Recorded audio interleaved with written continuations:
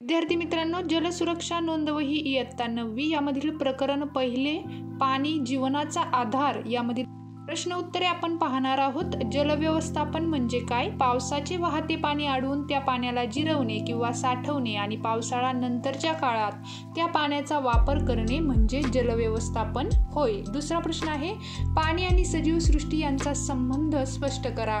या प्रश्नाचे उत्तर आपल्याला इथे सविस्तर लिहायचं आहे, ते तुम्हाला इथे अशा प्रकारे दिलेलं आहे।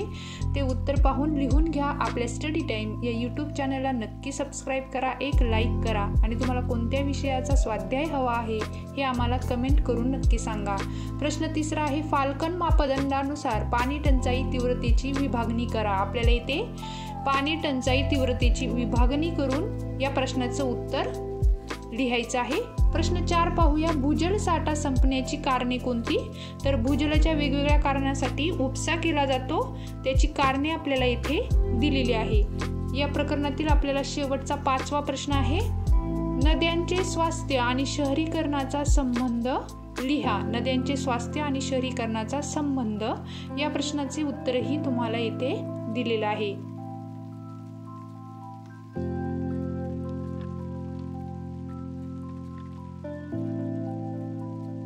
आता आपण प्रकरण दुसरे पाहणार आहोत।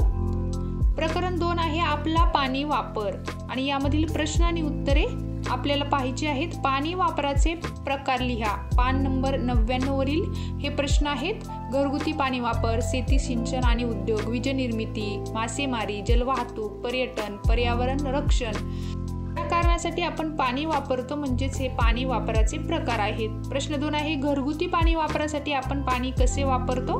स्वयंपाक, अंघोळ, शौच स्वच्छता, हातपाय स्वच्छता, कपडे धुणे, घर स्वच्छता, गाड्या धुणे, बागकाम या कामासाठी आपण पाणी वापरतो। यामधील तिसरा प्रश्न पाहूया, शेतीसाठी कोणकोणत्या प्रकारे पाणी वापरले जाते।